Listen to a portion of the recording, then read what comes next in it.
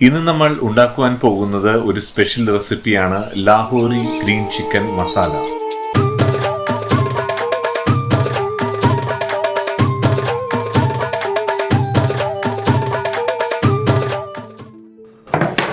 Lahori green ചിക്കന് പ്രധാനമായും വേണ്ടത് 2 ഇലകളാണ്, പുതിനയും മല്ലിയിലയും. ഈ പുതിനയും മല്ലിയിലയുമാണ് ഈ കറിക്ക് വ്യത്യസ്തമായൊരു ടേസ്റ്റ് നൽകുന്നത്. പുതിനയും മല്ലിയിലയും ചെറുതായിട്ട് അരിഞ്ഞോ അല്ലെങ്കിൽ അതിൻ്റെ ഇതളുകൾ മാത്രം അടർത്തിയെടുത്തോ നമുക്ക് മിക്സിയിലിട്ട് അരച്ച് പേസ്റ്റ് ആക്കി വെക്കാം.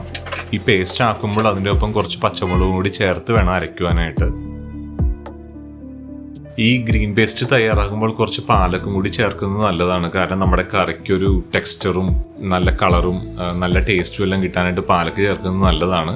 എന്നാൽ അത് കംപ്ലീറ്റ് ഓപ്ഷണലാണ്. പാലക്ക് നിങ്ങൾക്ക് അവൈലബിൾ ആണെങ്കിൽ മാത്രം നമ്മൾ ചേർത്താൽ മതി.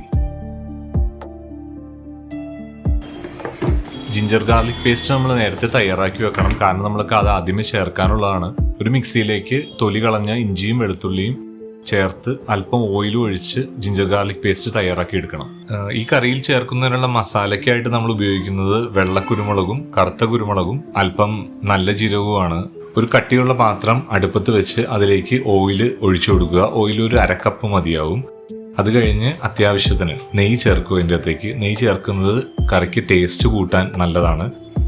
ഉടനെ ഈ ഓയിലും നെയ്യും ചൂടായതിനു ശേഷം അതിനകത്തേക്ക് നമ്മൾ തയ്യാറാക്കി വെച്ചിരിക്കുന്ന ജിഞ്ചർ ഗാർലിക് പേസ്റ്റ് ഒഴിച്ചു കൊടുക്കുക. അതൊന്ന് പച്ചമണം മാറുന്നത് വരെ ഒന്ന് മൂപ്പിച്ചെടുക്കുക. ഇഞ്ചിയും വെളുത്തുള്ളിയും മൂത്ത് പാകമായി കഴിയുന്ന സമയത്ത് കശ്മീരി മുളക് പൊടിയും അല്പം മഞ്ഞൾപ്പൊടിയും ചേർക്കുക.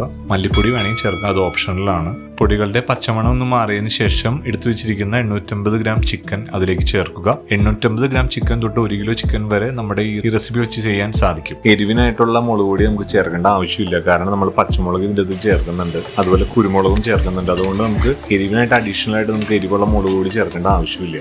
ഒരു 10 മിനിറ്റ് കഴിയുമ്പോൾ തീ ലോ ഫ്ലെയിമിൽ വെച്ചിട്ട് പ്രധാന ഇൻഗ്രീഡിയൻ്റ് ആയ ഗ്രീൻ പേസ്റ്റ് ഇതിലേക്ക് ചേർക്കുക, ഇളക്കി കൊടുക്കുക. അതിനുശേഷം മൂടി വെച്ച് വേവിക്കണം. ഇടയ്ക്ക് ഇളക്കി കൊടുക്കാനായിട്ട് മറക്കരുത്.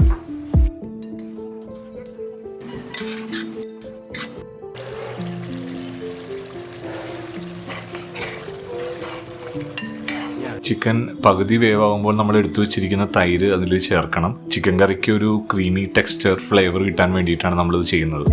തൈര് ചേർക്കുമ്പോൾ ഒരു ചെറിയ പുളിയുള്ള തൈര് ചേർക്കുന്നതാണ് നല്ലത്. നമ്മുടെ ചിക്കൻ കറിക്ക് ഒരു ചെറിയൊരു പുളിയുടെ ടേസ്റ്റും കൂടി കിട്ടും. കറുത്ത കുരുമുളകും വെളുത്ത കുരുമുളകും ജീരകവും കൂടി പൊടിച്ച് കറിയിലേക്ക് ചേർക്കുക. വെളുത്ത കുരുമുളക് ഓപ്ഷണലാണ്. നമ്മളിതുവരെ ഉപ്പിടുന്ന കാര്യമൊന്നും പറഞ്ഞില്ല. അപ്പം നമ്മൾ ഉപ്പ് എല്ലാവരുടെയും ടേസ്റ്റ് അനുസരിച്ചിട്ടാണ് ഉപ്പ് ചേർക്കേണ്ടത്. അപ്പോൾ നിങ്ങളുടെ ടേസ്റ്റ് എന്താണോ ഉപ്പ് നോക്കിയിട്ട് തന്നെ നിങ്ങൾ ചേർക്കുക. റോ മസാലയായ കറുകപ്പട്ട, ഏലക്ക, കറുവേല, ഇത് മൂന്നും നിങ്ങൾക്ക് ചിക്കൻ ഉണ്ടാക്കി തുടങ്ങുന്നതിൻ്റെ ആദ്യമോ അല്ലെങ്കിൽ അവസാനം ചേർക്കാവുന്നതാണ്. അപ്പോൾ കറിക്ക് വേറൊരു ഫ്ലേവർ നമുക്ക് കിട്ടും. തീ ഓഫ് ചെയ്ത് ഫ്രഷ് ക്രീം ചേർത്ത് ഇളക്കുക. ഈ ചിക്കൻ കറി നിങ്ങൾക്ക് ഡ്രൈ ആയിട്ടും ചെയ്യാൻ സാധിക്കും, അതുപോലെ കുറച്ച് ഗ്രേവി ടൈപ്പിലും ചെയ്യാൻ സാധിക്കും. ലാഹോറി ചിക്കൻ മസാല നിങ്ങളൊന്ന് ഫോളോ ചെയ്യുക, ഒന്ന് ട്രൈ ചെയ്ത് നോക്കുക. ഈ വീഡിയോ ഇഷ്ടമായെങ്കിൽ ലൈക്ക് ചെയ്യണം, ഷെയർ ചെയ്യാൻ മറക്കരുത്. അതുപോലെ നിങ്ങളുടെ പരിചയക്കാർക്ക് ഞങ്ങളുടെ വീഡിയോ പരിചയപ്പെടുത്തണം, സബ്സ്ക്രൈബ് ചെയ്യിപ്പിക്കുക. വീണ്ടും കാണും വരെ signing off from Kerala Eats.